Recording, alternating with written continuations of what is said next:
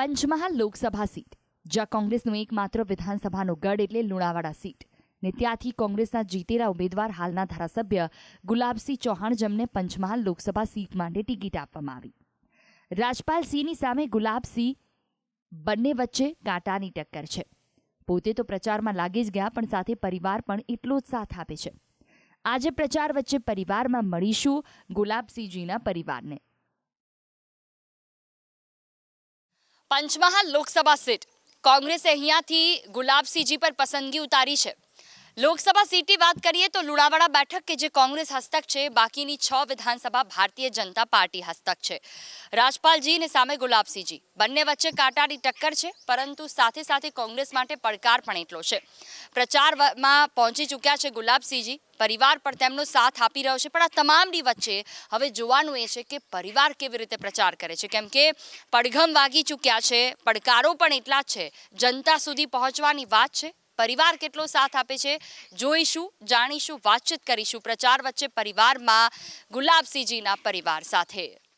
પ્રચાર વચ્ચે પરિવારમાં હું જુહી આપનું સ્વાગત કરું છું. વાતચીત કરીશું ગુલાબસિંહજીના પરિવાર સાથે અને જાણીશું કે તેઓ તો પ્રચારમાં નીકળી ચૂક્યા છે, પરંતુ પરિવાર જે થોડો ઘરે રહે છે, થોડો પ્રચારમાં પણ જાય છે, તો તે કેવી રીતે તેમની મદદ કરે છે. સૌથી પહેલા તો તેમના દીકરા છે આપણી સાથે, સુરજીતસિંહજી, તેમની સાથે વાત કરીશું. સુરજીતજી, ખૂબ ખૂબ સ્વાગત આપનું. સૌથી પહેલી વાત તો એ થાય કે ગુલાબસિંહજી, કે જેમને ટિકિટ આપવામાં આવી, પાર્ટીએ વિશ્વાસ મૂક્યો, જ્યારે નામ જાહેર થયું ત્યારે સૌથી પહેલું રિએક્શન શું હતું? સૌથી પહેલું રિએક્શન તો એવું લાગ્યું હતું કે જે એમને ટિકિટ મળી તો હવે આગળથી જે જનતાઓનું જે ભલું કરવાનું છે એના માટે કંઈક હવે સારા કામ થશે. કેમ કે ફાધર જે છે આજ સુધી રાજકારણમાં જ હતા અને એમણે ઘણા બધા સારા એવા કાર્યો કર્યા છે.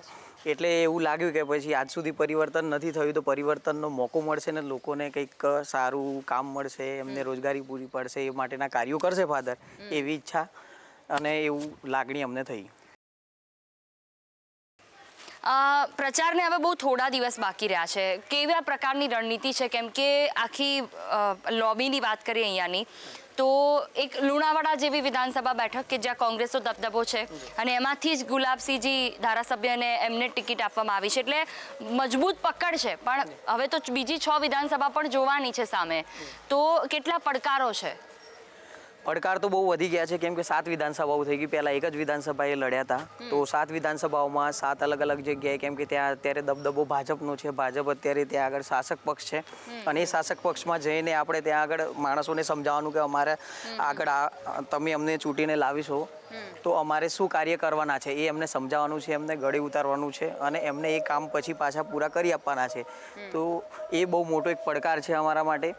પણ લોકોનો જે સાથ સહકાર ત્યાંથી અમને મળે છે એ જોઈને અમને એવું લાગી રહ્યું છે કે બધા અમારી જોડે છે અને અમારું સાથ આપશે અને વોટિંગ પણ સારું કરશે એ બધા, અને સાથે સાથે આને જંગી બહુમતીથી અમને જીતાડશે. બિલકુલ. ઘણા બધા, મતલબ મેં જે રીતે જોયું કે ઘરમાં આપને પેલા પેમ્ફલેટ્સ બી છે, બધું જ છે, ઓછા દિવસ બાકી છે, કેવી રીતે ડોર ટુ ડોર પ્રચાર કરશો, કેવી રીતે લોકો સુધી પહોંચાડશો? ડોર ટુ ડોર તો અમારી જે સમિતિ બનાવેલી છે એ સમિતિ દ્વારા અમે પ્રચાર પ્રસાર કરીએ છીએ. બરાબર. જેમ કે તાલુકા સમિતિ હોય, જિલ્લા સમિતિ હોય, બરાબર, બૂથ લેવલના એજન્ટો હોય, તો આમના દ્વારા આ જે છે પ્રચાર અમે કરાવીએ છીએ અને એમના આ પેમ્પલેટ જે છે જિલ્લા દ્વારા જિલ્લામાં આપીએ છીએ, જિલ્લા દ્વારા જે છે સંગઠનના, તો એ હોદ્દેદારો, તાલુકા હોદ્દેદારોને આ સોંપશે કામગીરી અને બૂથ લેવલ સુધી અમે પહોંચવાની પૂરેપૂરી કોશિશ કરીશું. દરેક બૂથમાં, દરેક જગ્યાએ અમે પહોંચી શકીએ એનું અમારું પૂરું પ્લાનિંગ છે. બીજી એક વાત કરીએ તો એક બાપને કે એક પિતાને હંમેશા એવું હોય કે દીકરો સાથે હોવો જોઈએ, પડખે ઊભો હોવો જોઈએ. એ જવાબદારી તમે બહુ સારી રીતે નિભાવો છો. તો અત્યારે હવે આ ખૂબ ઓછો સમય બાકી છે. તમારી પોતાની વાત કરીએ તો એ તો સભાઓમાં જાય છે, રેલીઓમાં જાય છે. પ્રચાર માટે તમે શું કરો છો આ તમામ લોકોને કામ વહેંચવા સિવાય? તમામ લોકોને કામ વહેંચવા સિવાય પણ મારા ફાધરનું જે કામ છે એ પણ હું જાતે જોઉં છું. જેવી રીતે કે એમને કાલે એમનું શું પ્લાનિંગ છે, તો એમના રૂટ છે તો રૂટ નક્કી કરવાના, રૂટ નક્કી કરવા સાથે સાથે એમને સવારે ઉઠ્યા તો સવારે ઉઠીને પહેલું કાર્ય એમને શું કરવાનું, ક્યાં જવાનું, કઈ મિટિંગોની વચ્ચે પણ જાય નાની નાની મિટિંગો ગોઠવવાની હોય, એના માટેનું ટુ ડુ લિસ્ટ જે બનાવવાનું હોય છે એ લિસ્ટ બનાવીને હું એમને આપું છું. બરાબર. અને સાથે સાથે જ એમને બધા જે રૂટ ફાળવેલા હોય તો સમય સાથે જે નક્કી કરવામાં આવે એ પ્રમાણે એમને હું જાણકારી આપું છું. ગુલાબસિંહજી સામે પડકારો કેટલા છે? તમે કહ્યું કે તમે એમના આગળના પ્લાન નક્કી કરો છો, આ છે તે છે, પણ એની સાથે જે આપણે 6 વિધાનસભાની વાત કરી કે લુણાવાડાને જો બાદ કરીએ કે એની જનતા તો છે જ તેમની સાથે, પણ એની સાથે સાથે એ 6 વિધાનસભાને પણ પકડ જમાવવાની વાત છે, તો એમાં કેવી રીતે હોમવર્ક કર્યું છે? એમાં શું પ્રચાર પ્રસાર થશે અને આ જે પેમ્ફલેટ લોકો સુધી જવાના છે? જી, અડધા જઈ ચૂક્યા છે અને આ અડધા છે અત્યારે આ પેમ્પલેટ, અને આ પેમ્પલેટ અમે પહોંચતા કરી દઈશું આ 2-3 દિવસની અંદર. અને એમાં જે 5 ન્યાય છે અમારા, એ મેન મુદ્દો છે 5 ન્યાયનો, અને એ 5 ન્યાયની જ ખાસ જરૂર અત્યારે જનતાને છે. માની લો કે ખેડૂતનું છે, શિક્ષણનું છે, આ બહુ મોટા મુદ્દાઓ છે, અને આ જ મુદ્દાઓને લઈને અમે છેક છેવાડાના માનવીઓ, છેવાડાના અમારા જે મતદારો છે એમના જોડે પહોંચવાની અમે પૂરી કોશિશ કરીએ છીએ. અને આ જે 5 ન્યાય છે, માની લો કે ખેડૂતનું છે, ખેડૂતો અત્યારે આંદોલન પર ઉતર્યા હતા કે એમને MSP મેક્સિમમ જે પ્રાઇસ મળવી જોઈએ એ મળતી ન હતી, ડબલ ભાવ કરવા માંગતા હતા, જે મોદી સરકાર દ્વારા જણાવવામાં આવ્યું હતું કે ખેડૂતોની આવક અમે બમણી કરીશું, પણ જે થયું નથી. ઉલટાનું દેવું વધવા માંડ્યું છે, કોઈ બી ખરીદી કરે છે એ લોકો તો એ ભાવ બધા વધી ગયા છે. તો એ જે વધી ગયા છે ભાવ, તો એ ભાવોને લઈને અમે ખેડૂતો સુધી પહોંચીએ છીએ કે આ અમે ઓછા કરીશું અને તમને જે રિઝનેબલ પ્રાઇસમાં મળશે, ખેડૂતોનું દેવું માફ થાય, એ માટેની અમારી જે કોશિશ છે એ કરીશું. તો આ રીતે અમે છેવાડાના માનવીઓ સુધી પહોંચીને વોટ કવર કરીશું અને એમને એ પૂરું પાડીશું. આ જે અમારા વાયદાઓ છે એ પૂરા કરીશું. અને બીજી એક ખાસ વાત કે લાગે છે કે ક્યાંક પડકાર ખરેખર હોય કે જ્યાં એવું લાગતું હોય કે આ પરિસ્થિતિ થઈ તો શું થશે. બીજી એક ખાસ વાત કે જે ભારતીય જનતા પાર્ટીએ પણ જે ઉમેદવાર રાખ્યા છે એમણે સરપંચથી સંસદ સુધીની સફર કાપી છે. ગુલાબસિંહજીની પણ એ જ પરિસ્થિતિ છે કે પંચાયતથી પાર્લામેન્ટ સુધીની સફર, એટલે બંને પોતપોતાની રીતે પહેલેથી બહુ મોટી પકડ જમાવે છે. તો એક સીધી ટક્કર કહી શકાય તમારા પ્રમાણે? જી, સીધી ટક્કર તો કહેવાય, કેમ કે એ જિલ્લા પંચાયતના પ્રમુખ બી રહી ચૂક્યા હતા અને પહેલેથી પેલા સરપંચ પણ હતા, તાલુકા જિલ્લામાં પણ રહી ચૂક્યા છે. પણ અમારે જે છે, મારા દાદા વખતથી રાજકારણ અમારા ઘરમાં છે, અને દાદા મારા જે હતા એ વાહન વ્યવહાર મંત્રી હતા. મારા પિતાજીએ પણ શરૂઆત કરી હતી તો નાના પાયેથી જ કરી હતી, જમીન લેવલથી. સરપંચ પહેલાં બન્યા હતા, પછી જિલ્લામાં આવ્યા, જિલ્લામાં રહી ચૂક્યા છે એ 3 વખત, અને પાછા ધારાસભ્યમાં પણ ચૂંટાઈને આવ્યા. 19માં નિષ્ફળતા મળી હતી, પણ 2022માં પાછું અમને સફળતા મળી, અને આગળ પણ અમે એવું વિચારીએ છીએ કે આગળ પણ અમને આ સફળતા જરૂર અવશ્ય મળશે, કેમ કે લોકો સુધી અમે જે કાર્યો કરીએ છીએ એ લોકો સુધી પહોંચે છે. લોકોને ખબર છે, માણસો આવા જે અમારા મતદારો છે એ મતદારો જાણે છે સારી રીતે, અને મતદારો એવું નથી કે ખાલી કોઈ પક્ષ એકલું જ જોવે છે, એવું નથી જોતા. પક્ષ એકલું જ નથી જોતા, પણ પક્ષની તમે વાત કરી તો ક્યાંક એવું કહેવાય કે ભારતીય જનતા પાર્ટી પાસે જે બધી જગ્યાએ ચર્ચાય છે, નરેન્દ્ર મોદીનો ચહેરો, ભારતીય જનતા પાર્ટી કમળને ખીલવો, લોકો સુધી એ રીતે પહોંચી રહ્યું છે, તો ક્યાંક એ ચહેરાના લીધે ઉમેદવાર કોણ છે જોવે કે ના જોવે ને વોટ આપી દે તો ક્યાંય કોંગ્રેસને નુકસાન, એ પ્રકારની પરિસ્થિતિઓ કેટલીક જગ્યા પર જોવા મળતી હોય છે. લાગે છે કે એવી અહીંયા થશે? જુઓ, હું આપને જણાવવા માંગુ છું કે ચહેરો જોઈને તો કરે જ છે એવું જે ચાલતું હતું પહેલાં, બરાબર, પણ અત્યારે હાલ એવું દેખાઈ રહ્યું નથી, કેમ કે માણસોને જે મોંઘાઈ નડી રહી છે, મોંઘવારી જે નડી રહી છે એના કારણે માણસો અત્યારે જે કોઈ બી વસ્તુ લેવા જાય કે વિસ્તારમાં કોણ એમ, અને સ્થાનિક ચહેરો પહેલાં જુએ, પછી જો સ્થાનિક ચહેરો બરાબર ના હોય તો પછી આગળવાળાનો ચહેરો જોઈને કરતા હોય છે. પણ સ્થાનિક ચહેરો જો સારો હોય, એમની સાથે રહેતો હોય, 24 કલાક એમની વાત સાંભળતો હોય, કોઈ બી એની ટાઈમ તમે કોલ કરો ને તમારો ફોન પિક કરતા હોય ને તમે જે સમસ્યામાં એનું નિરાકરણ આપતા હોય, તો પછી એવા ચહેરાને જે છે મતદારો વધારે પસંદ કરતા હોય છે. તમે જો લોકોની વચ્ચે રહેતા હોય તો પછી મતદારો બીજા ચહેરાને જોવા માંગતા નથી. બીજી એક ખાસ વાત કે તેઓ જ્યારે પ્રચારમાં જાય કે કંઈ પણ હોય, તમે ઘરે હો, આ તમામ વસ્તુઓ જે આપ મેન્ટેન કરો છો, તો ઘરે કોઈ આવે છે કામ લઈને તો તેને તમે કેવી રીતે હેન્ડલ કરો છો? તમે ખુદ પતાવી લો છો કે ગુલાબસિંહજી સુધી પહોંચે છે? ટૂંકમાં એનું કામ થઈ જાય છે કે કેમ? જી, ચોક્કસપણે એમનું કામ અમે પૂરું જ કરીએ છીએ. જ્યાં સુધી મારાથી જે પતતું હોય કામ, તો હું એ મારા ફાધર સુધી જવા દેતો નથી, મારા તરફથી જ પૂરું કરી દઉં છું. પણ કોઈક એવું મેટર હોય છે કે જેમાં એમની સલાહની ખાસ જરૂર પડતી હોય છે, તો એ સલાહ અમે અવશ્ય લઈએ છીએ. જો મારાથી ના પતતું હોય તો મારા પિતાજીને જણાવું છું, જો એ હાજર ના હોય તો કોલ પર વાત કરાવીને પણ એમને વાત કરાવી દઉં છું કે આ રીતની મેટર છે, તો એ મને પછી સંબોધન કરે છે કે આ રીતનું કરો તો આ રીતે આમનું કામ થઈ શકે. ના થતું હોય તો પછી એમની મિટિંગ ગોઠવું છું કે ભાઈ આ રીતે તમે આવજો તો પછી આપણું કામ જે છે એ ક્લિયર કરી આપીએ. તો ગુલાબસિંહજીના દીકરા કે જેઓ ખડે પગે તેમની સાથે રહે છે ને કામ પણ કરે છે અને ઓફકોર્સ કે પરિવાર જ્યારે મજબૂત હોય એમનો સાથ હોય તો જનતાના કામ ઉમેદવાર આસાનીથી કરી શકે. હવે તો આપના હાથમાં છે કે ક્યારે જીતાડવા, કોને જીતાડવા અને કેટલા મતોથી કયો ઉમેદવાર જીતે છે, પણ પરિવાર અને સાથે ઉમેદવાર બંને એડી ચોટીનું જોર લગાવે છે.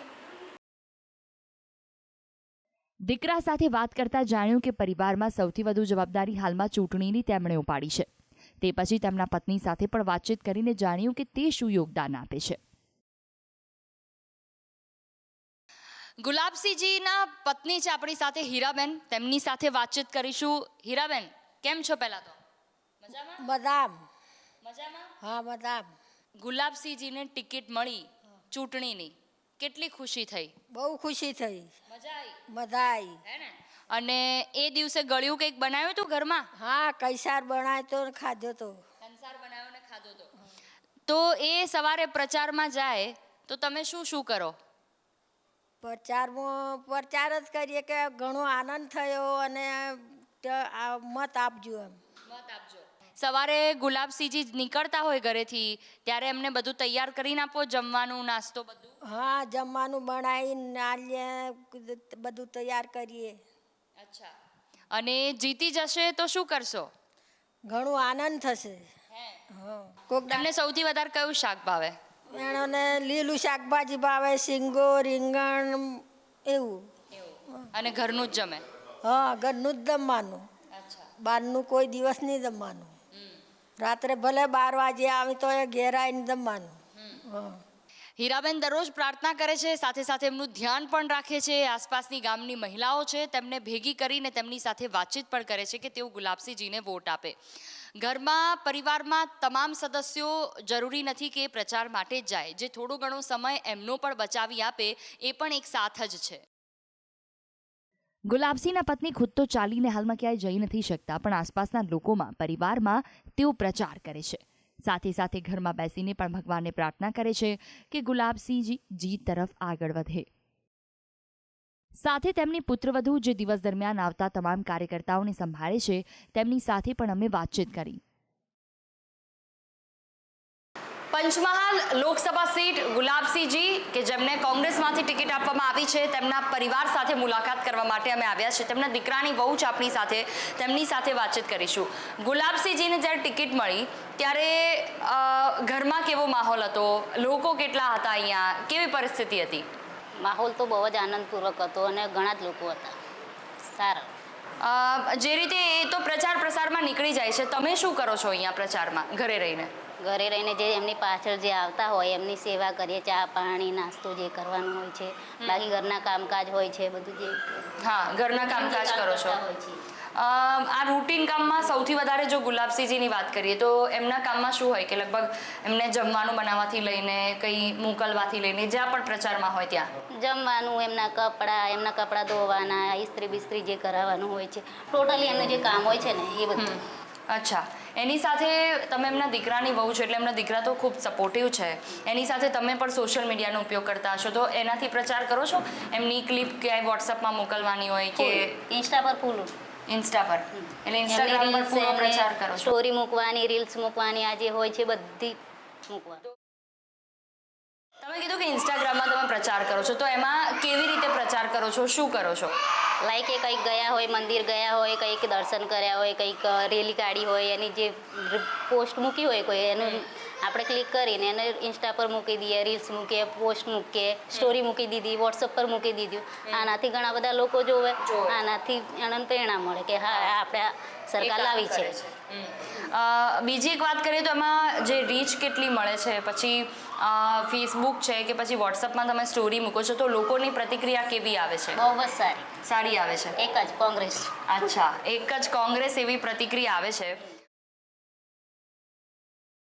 ગુલાબસિંહની બંને દીકરીઓ છે જેઓ બીજા ગામમાં રહે છે, પણ જ્યારથી ચૂંટણીની જાહેરાત થઈ તેઓ પણ પોતાના પિતાના પ્રચારમાં જોડાવા માટે આવી પહોંચ્યા. આમ તેમની 3 દીકરીઓ છે, જેમાંની એક દીકરી સંદેશ ન્યૂઝ તેમના ઘરે પહોંચ્યું તે પહેલાં જ પ્રચારમાં પહોંચી ગઈ અને અન્ય 2 દીકરીઓ કે જેઓ નજીકના ગામમાં હતા તો ઘરે પરત આવતા અમારી મુલાકાત થઈ. જેમાં તેઓ કેવી રીતે પિતાને મદદ કરે છે તેને લઈને તેમણે વાતચીત કરી. લોકસભાના પંચમહાલથી કોંગ્રેસમાંથી ઉમેદવાર ગુલાબસિંહજી કે જેમના પરિવાર સાથે આજે આપણે મુલાકાત કરી રહ્યા છે અને સરપંચથી લઈને સાંસદ સુધીની તેમની આ સફર કે જે તેમના પરિવારે ખૂબ નજીકથી જોઈ છે અને અત્યારે તેમને સાંસદ બનાવવા માટે તેઓ પણ એડી ચોટીનું જોર લગાવી રહ્યા છે. તેમની બંને દીકરીઓ આપણી સાથે છે, તેમની સાથે વાતચીત કરીશું. દીપિકાબેન, સૌથી પહેલાં આપને પૂછું, ગુલાબસિંહજી અત્યારે તો ઘરમાં હાજર નથી, ખૂબ ઓછા દિવસો બાકી છે ચૂંટણી પ્રચારમાં, એ તો નીકળી ગયા. ઘરે તમે છો પણ કદાચ પરિવારનો એ સાથ બહુ જરૂરી છે.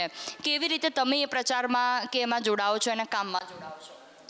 અમે ઘરે રહીને જે માણસો આવે એમને આગતા સ્વાગતા કરીએ, ચા પાણી કરીએ, પછી એમને કહીએ કે આ રીતે પ્રચાર કરજો, તમે તમારા સગા સંબંધીઓ એમને કહેજો, એ લોકો એમને કે, એ રીતે વાત કરીએ અને ઘરે ઘરે જઈને પત્રિકાઓ પણ આપીએ છીએ અમે.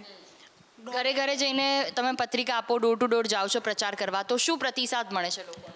સારો પ્રતિસાદ મળે છે. અમારે આવો જ ધારાસભ્ય છે ને અત્યારે, એટલે એમ જ કે અમારે આવો ધારાસભ્ય જોઈએ છે, કે આ સારો માણસ છે એમ, એવું કે. લુણાવાડામાં જ પ્રચાર કરો છો કે એનાથી બહાર બી જાઓ છો? આમ તો હું બાલાસીનો રહું છું એટલે ત્યાં પણ છે. મારી સાસરી લીંબરવાડા વીરપુર થાય, ત્યાં પણ કરીએ અમે. એટલે અને દાહોદ રહીએ તો અહીંયાના શિક્ષકો ત્યાં છે, તો ત્યાં પણ અમે પ્રચાર કરીએ, વોટ આપજો એવું એમ.